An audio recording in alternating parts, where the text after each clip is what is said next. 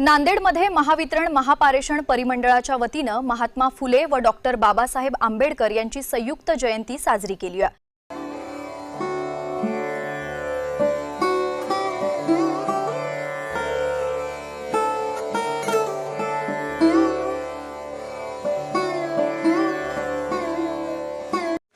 महात्मा फुले, बाबासाहेब आंबेडकर, शाहू महाराज यांनी आपल्या देशामध्ये सार्वजनिक मोफत शिक्षणाचा पाया घातला, स्त्रियांना स्वातंत्र्य दिलं आणि विषमतावादी भूमिका नष्ट करून समतावादी विचारसरणी आपल्या देशामध्ये रुजवली।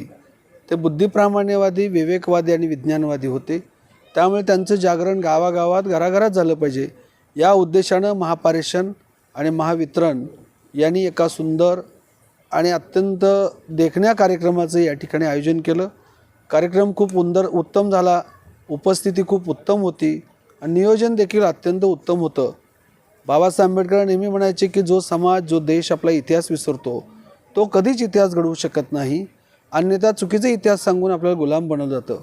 गुलामगिरीतून मुक्त व्हायचं असेल आणि अंधश्रद्धेपासून मुक्त व्हायचं असेल, विषमतेपासून मुक्त व्हायचं असेल तर महात्मा ज्योतिराव फुले, शाहू महाराज, बाबासाहेब आंबेडकरांचे विचार गावागावात आणि घराघरात गेले पाहिजेत।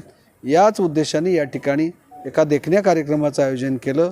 खूप खूप आभार आणि धन्यवाद। इतिहास संशोधक आपण जग हे चंद्राकडे चाललं आणि आपल्या महाराष्ट्रातले काही लोक भोंदूबाबाकडे जात आहेत, काय सांगाल त्याबद्दल? व यासाठीच अशा कार्यक्रमाचं आयोजन करणं खूप गरजेचं आहे, कारण माणूस चंद्रावर, मंगळावर जाण्याची भाषा बोलतो आहे, पण आपले लोक आज देखील बुवा, बापू, कापू, झापू यांच्याकडे का जातात?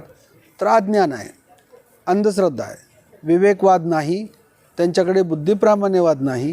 म्हणून बुद्धिप्रामाण्यवाद, विज्ञानवाद तथा विवेकवाद यावा यासाठी वर्धमान महावीर, तथागत गौतम बुद्ध, संत नामदेव, तुकाराम, छत्रपती शिवाजी महाराज त्या आधुनिक काळामध्ये महात्मा फुले, शाहू महाराज, बाबासाहेब आंबेडकरांनी संपूर्ण आयुष्य समर्पित केलं।